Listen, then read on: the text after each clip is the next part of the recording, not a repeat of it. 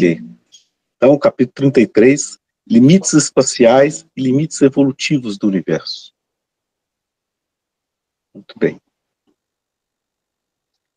Agora que tendes um conceito da conformação de vosso universo e de seu processo evolutivo, ultrapassemos seus limites, tanto em sentido espacial, permanecendo no plano físico, quanto no sentido evolutivo, isto é, relativamente às fases já referidas, que precedem e superam esse plano. Aqui, a astronomia atinge a metafísica. Pensai que esse universo imenso e tão maravilhosamente complexo é o mais simples, enquanto pode ser perfeitamente concebível para vós, entre os universos, nas quais este se transforma por evolução. É fácil ultrapassá-lo no sentido espacial, mas difícil o é em sentido evolutivo, porque aprofundar esse estudo significa para vós invadir o campo do inconcebível. Interessante que o Camille Flammarion, o texto dele, naquele livro dele, Stella, né, em que ele, através de um romance, ele coloca toda a percepção da astronomia que ele tem, e uma astronomia que atinge a metafísica, do jeito que ele coloca assim, porque ele transcende o mundo físico, sabe? Então, no texto dele, no livro, um livro muito bonito, por sinal, e ele, justamente, ele faz essas colocações, isso, acho que esse livro é de 1900, uma coisa assim, sabe? Então, vale a pena. Quem nunca leu, acho que vale a pena. Uma forma também da gente refletir essa complexidade de seguir o caminho evolutivo, porque entra no nosso inconcebível, a gente pode pensar com o nosso organismo. Se a gente pensar que temos aqui átomos formando moléculas, que vão formando células, tecidos, órgãos, e quando chega nessa unidade a gente cada vez mais conceber os organismos das quais fazemos parte, fica cada vez mais difícil. Assim, poxa, mas como é que poderia ser, né? A gente pode até pensar como unidade família, cidade, mas pensar ele como um organismo, porque sai do nosso concebível. E nós fazemos parte de organismos, de estruturas muito além do que podemos conceber. Mas seguir esse caminho evolutivo para o mais alto já está além. É como se um plano tentasse entender as estruturas de uma esfera, né, que está em 3 dimensões. Um plano é tudo em 2 dimensões. Entender qualquer forma em 3 dimensões está além do concebível. Para qualquer ser que está no plano, né? Teve uma vez que o Paulo Brito falou sobre a Planolândia, que era aquele livro, que é mais ou menos isso, né? Quem está na Planolândia, naquela 2 dimensões, acho que foi o Paulo Brito ou foi o Silvio que falou desse livro, não consegue conceber as 3 dimensões. Então é uma forma da gente pensar esse caminho evolutivo. Sim. No sentido espacial, o vosso universo estelar, considerado isoladamente, é um sistema finito. É imenso, mas pode ser medido. E tudo que se pode medir é finito. Vossa mente o domina por completo, porque sendo ela de um plano superior, pode ultrapassar qualquer limite espacial. Se podeis em um corpo tão frágil e pequeno voar conceptualmente, tanto que podeis compreender o universo físico, o qual jamais poderias percorrer todo materialmente. Isso é devido ao fato de que existis uma fase evolutiva superior. Isso é muito interessante, né? Ou seja, a gente nunca saiu do planeta Terra e a gente consegue conceber um mundo além do planeta Terra, né? A gente nunca saiu do sistema solar e a gente consegue conceber o universo muito além do sistema solar, né? E isso é muito interessante. Isso a gente alcança através dos nossos conceitos, da nossa abstração, em que a gente consegue criar modelos que vai muito além daquilo que a gente vê aqui, do que a gente percebe. Quando a gente fala a estrutura atômica, a mesma coisa. A gente não vê o átomo, né? A gente faz inferência, faz experimentos, e dali a gente consegue conceber alguma coisa que tem ali por detrás, né? Isso é o que ele coloca, né? Quando a gente transcende o mundo físico, porque a gente consegue conceber ele, mesmo não percorrendo, mesmo não conhecendo fisicamente, a gente conhece por aqui, né? Verificais aqui como a diferença de nível dá o poder de dominar e compreender o inferior, mas não o contrário. Os limites de vosso concebível, todavia, são dados na direção... No sentido espacial... não perdi, peraí. Tá aqui. Os limites do vosso concebível, todavia, são dados na direção da evolução, isto é, pelas fases ou universos mais afastados, ou superiores do vosso. No sentido espacial, as leis das unidades coletivas, as leis dos ciclos múltiplos, indicam-vos a continuação do fenômeno, com um conceito simples. Assim, como a unidade do universo compõe de unidades menores, também ele constitui o componente de unidades maiores. Assim como a espiral maior é produzida pelas menores, também ela torna-se determinante de espirais maiores até o infinito. Encontraremos um limite, mas no transformismo evolutivo, não no espaço. Fisicamente, o vórtice de vosso universo é apenas um da infinita série de vórtices, ou nebulosas em processo de desenvolvimento ou de involução. Eles combinam-se com este num vórtice ainda maior, até o infinito. Não podeis vê-los todos, porque não tem a vibração da luz. É interessante que, quando ele fala desse universo concebível, ele provavelmente estava falando na nossa própria galáxia, né? Que hoje a gente consegue conceber que o universo é feito de diversas galáxias, diversos vórtices, de estrelas, de 100 bilhões a 1 trilhão de estrelas cada galáxia, que é um vórtice, e que tem mais de 100 bilhões de galáxias no universo conhecido, né? Conhecido. E essa ideia de vórtices ligado a vórtices é bem isso mesmo, né? O próprio planeta Terra, ele gira em torno do seu próprio eixo, parece um vórtice, que gira em torno do Sol, todo o grupo girando em torno do Sol, o próprio sistema estelar é um grande vórtice, que gira em torno do centro da galáxia, que é um grande vórtice, e gira, não sei em relação ao quê, porque aí a gente não consegue conceber mais. É interessante isso. E ele já tinha essa visão, essa percepção em 32, né? Mais ou menos 32 que ele escreve isso, né? Deixa eu perguntar uma coisa. Então a gente pode encarar esses vórtices que a gente se liga para irradiar, como esses vórtices que fazem parte, montam o universo, né?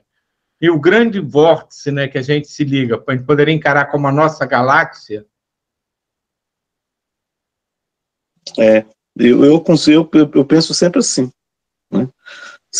Elas conectadas entre si, os vários sistemas estelares como um grande vórtice, focado no Sol ou na estrela principal, e que, por sua vez, você tem um grande vórtice em torno do centro da galáxia, né?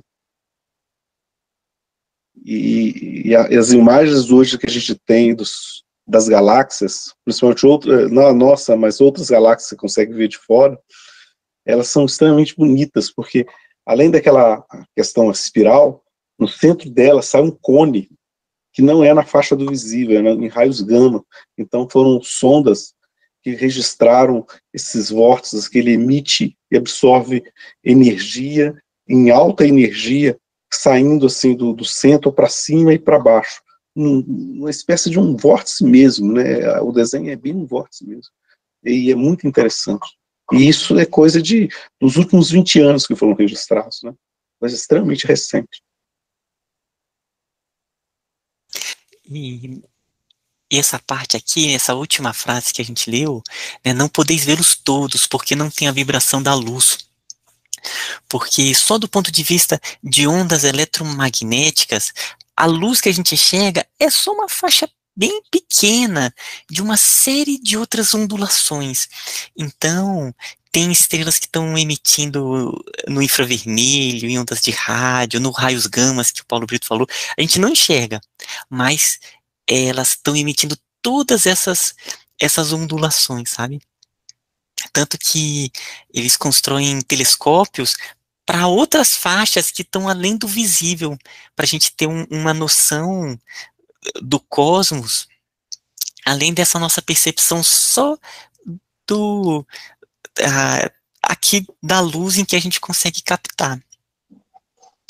E esses telescópios que o Ismael está colocando, tanto abaixo do vermelho como acima do violeta, eles foram concebidos muito depois dos escritos do Ubaldi, né, porque foram após a Segunda Guerra, né, e você começou a construir os telescópios em ondas de rádio e telescópios no ultravioleta, em raio-x e em raios gama. Né, ou seja, a gente conseguiu ir a outras vibrações, e vibrações aí é a frequência da onda eletromagnética. Então, hoje a gente tem essa percepção que na época aí do Ubaldi não tinha. Estou falando percepção física, né? Mas o Ubaldi, além desse mundo físico, ele fala de outras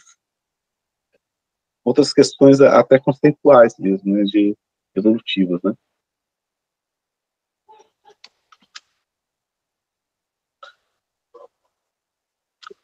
Vosso universo físico move-se todo em velocidade vertiginosa em relação a outros longínquos universos semelhantes, a fim de fazer parte com eles de sistemas ainda maiores.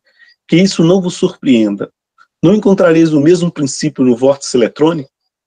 Não se trata senão de uma pequena matéria, uma grande matéria, do átomo ao universo, e além dele de um polo ao outro, do infinito, o princípio é idêntico. Então é justamente isso, né? O próprio sistema atômico, ele é pensado como um grande vórtice, né? O núcleo atômico e o grupo de elétrons rodopiando igual maluco em torno dele, né? Formando um grande vórtice mesmo, né? Energético, que dá a ideia do átomo, que vai formar toda a matéria e assim por diante. Assim por diante. Procuremos, todavia, ultrapassar os verdadeiros limites do sistema, que não encontrareis mais no mesmo plano físico, embora vossa mente o supere ao infinito. Os limites dados pelo transformismo evolutivo. Então, ele vai além da matéria, né? Movendo-se sempre na mesma direção que o mundo físico, encontrareis sempre o mesmo princípio, sem mudanças. Para ultrapassá-lo e sair dele, é indispensável mover-se em outra direção, a da evolução. A abertura do vórtice sideral é mais do que um processo mecânico, é aquela maturação íntima da matéria que vimos na estequiogênese. O vórtice da nebulosa nasce e morre aí mesmo, onde a matéria nasce e morre. Isto é, começa e termina lá onde a substância inicia e termina o seu ciclo de fase física. Todo esse sistema de vórtices tem um início e um fim, tem o nascimento e a morte dela. Assim como nós temos, fisicamente, né? O planeta tem, o sistema estelar tem, a galáxia tem. Ela tem um início, um meio, um fim. Fisicamente falando, como ele coloca. E é o que a ciência hoje defende também. O vórtice da nebulosa nasce e morre, aí mesmo, onde a matéria nasce e morre. Essa parte eu já vi. Em outras palavras, a matéria nasce no centro da Via Láctea e morre na periferia. Observai a correspondência com os princípios expostos acima. Hoje, a concepção que a gente tem, em termos de matéria física, hoje o modelo que a gente tem mais aceito na ciência não é bem assim. Ela nasce e morre em todo lugar. Né? Não necessariamente nasce no centro da galáxia e vai caminhando para a periferia. Né? Mas ela nasce e morre onde ela está, e ali ela está num processo evolutivo dela mesma. Né? Não há necessidade de você ir para a periferia para fazer.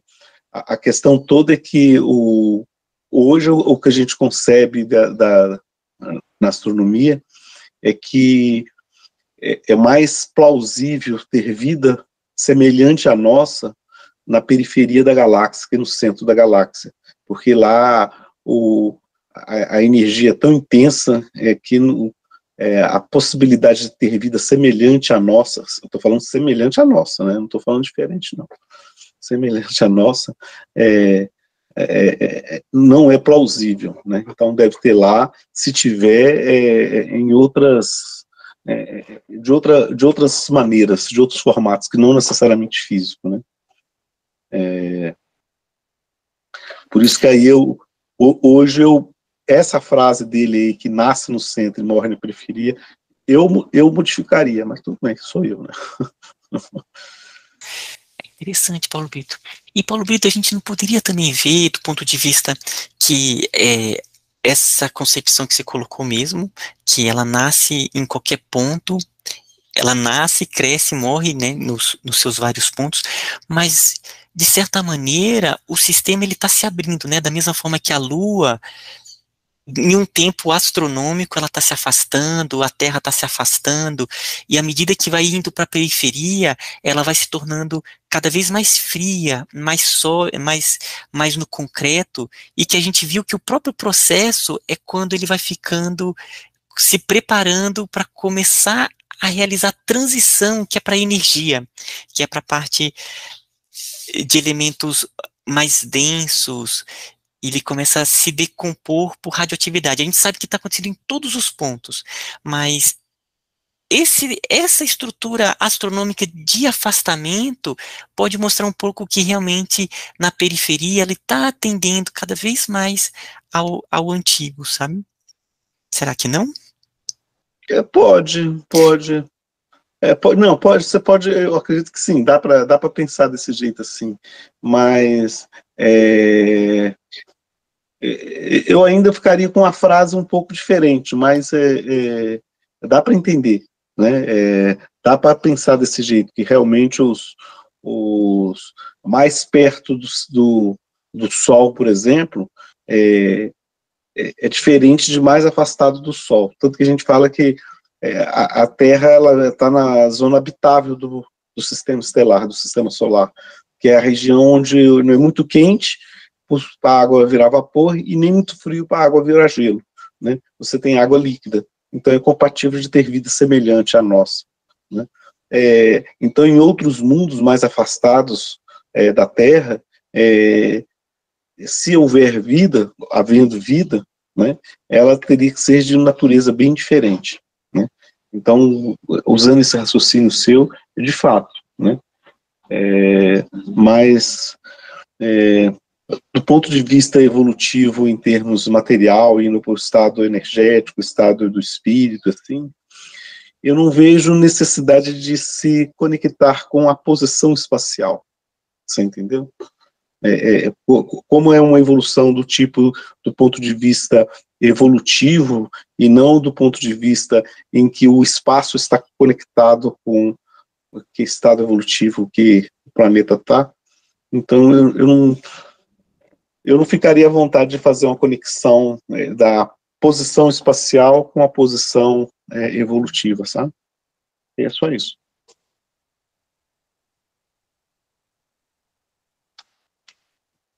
Quer dizer, a gente lê um texto, eu gosto muito de ver como ficar aberto a essas novas ideias, mas tem que me convencer com mais firmeza. Não, com certeza, eu acho que é isso mesmo. A gente tem que estar colocando. O que eu fui colocando realmente é esse que o sistema, ele naturalmente, à medida que ele envelhece, ele vai se afastando, né? Tal como acontece com a Lua, Então, talvez, à medida que vai se afastando, é um processo de envelhecimento pela própria abertura.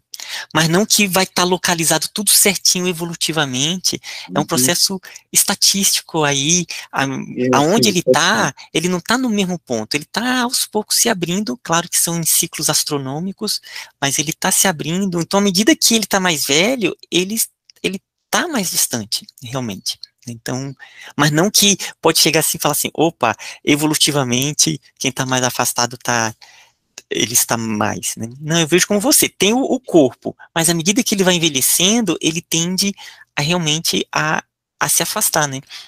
Sim, estatisticamente sim, é verdade. Mas eu acho isso mesmo, a gente tem que ficar sempre colocando em xeque, não pode ficar aceitando, não. Mas, assim, é lógico que ele tem um conhecimento muito acima da época que ele tinha, e até nos tempos atuais, o conhecimento que ele demonstra nesse livro é muito maior do que a população em geral dessa área. Né? Muito, muito mais. Será também que ele não inclui no texto alguma coisa do lúdico, de como as pessoas que não entendem com profundidade científica tudo isso, para perceber um pouco a grandiosidade do universo? Não, eu concordo, é isso mesmo. Né? Você vê que tem coisas que ele coloca aí nesse livro sobre a concepção do universo, que a ciência só vai validar isso quase 30 anos depois, na década de 60. Né? Essa questão da percepção em outras vibrações da luz só foi depois da década de 60. Né? Isso ele escreveu na década de 30, quase 30 anos depois. Então ele estava bem além do tempo dele. Isso não tem dúvida, isso é inquestionável. Né? Observai como o vórtice maior sideral abre-se pelo desenvolvimento dos vórtices menores, planetário, etc., até o atômico. Observai que, da mesma forma que o centro genético espacial, aspecto estático da fase gama, é o núcleo da nebulosa de vosso universo. Assim, também o centro genético fenomênico, aspecto dinâmico de gama, é o hidrogênio, elemento base da série estequiogenética, o que constitui justamente as estrelas jovens, quentes, gasosas, situadas na Via Láctea, e as grandes massas gasosas que formam as substâncias mãe das estrelas. Deixa eu ver se eu entendi o que ele falou aqui. Eu vou colocar minha concepção aqui. Pode falar. O que eu compreendi aqui que ele está colocando é que os vórtices, eles têm o seu centro, né? Da mesma forma que tem o centro da galáxia, o centro da própria, que ele chama aqui, né, essa série estequiogenética, quer dizer, os próprios átomos, eles têm ali eles têm esse caminho evolutivo, e aí ele coloca aqui como se fosse a base, da mesma forma que nos átomos, o hidrogênio é como se fosse aquele elemento básico, a matriz que vai se desenvolvendo os outros. A célula seria como se fosse a estrutura básica para formar os organismos. E à medida que um corpo, por exemplo, um sistema solar, ele vai envelhecendo, essas estruturas elas vão envelhecendo também, né? Então, as estrelas jovens, elas são de hidrogênio. À medida que a estrela vai ficando mais velha, os elementos dos átomos vão envelhecendo também. Então, começa a passar para hélio, até chegar no ferro, como seria a mais densa do ponto de vista dessa evolução das estrelas. E acontece com o ser humano também. À medida que ele vai ficando mais velho, seguindo o ciclo, ou a própria estrutura mental, ela vai também seguindo esse caminho, ela vai envelhecendo, a musculatura, enfim, é como se está tudo ligado nesse processo evolutivo, sabe? Foi assim que eu entendi. Sim, não, sim. É que eu estava tentando entender qual o significado da palavra genético para ele. Deve ser o centro da gênese do surgimento das coisas, né? Genético, naquela época, não era a concepção que se tem hoje, né, do genético. É isso mesmo, foi o que eu pensei.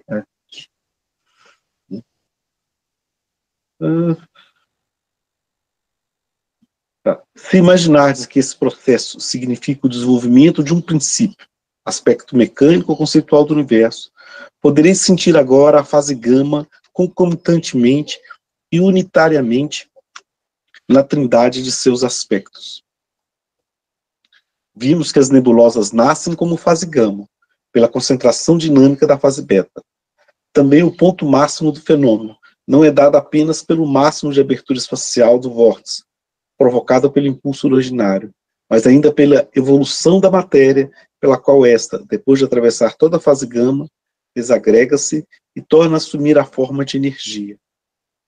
Depois, dissemos como a energia canaliza-se, por sua vez, em correntes que, de acordo com o vórtice centrípeto, guiam-se de novo para o centro, fase inversa do ciclo, período de descida involutiva, e por concentração dinâmica, transformando-se de novo em gama, formará o núcleo de novo vórtice centrífugo, de nova nebulosa espiraloide galáctica.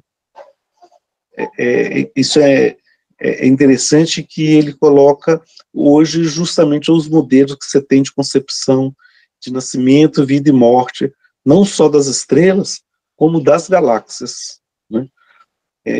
Quando uma estrela morre, né, ela emite energia para tudo quanto é canto do universo, formando uma outra nebulosa, e essa matéria que ela empurra, ela vai servir de material para fazer novas concentrações, novos vórtices para nascimento de novas estrelas, já em outras fases, né?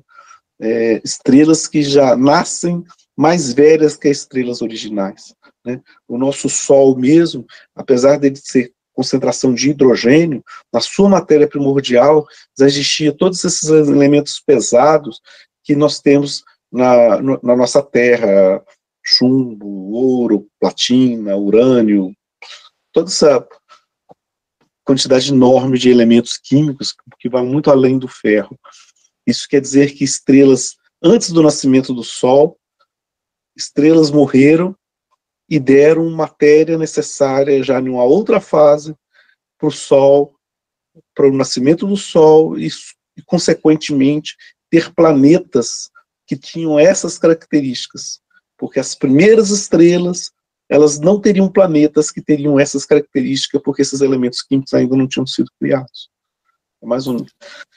Hoje é a concepção que a gente tem hoje do modelo padrão da evolução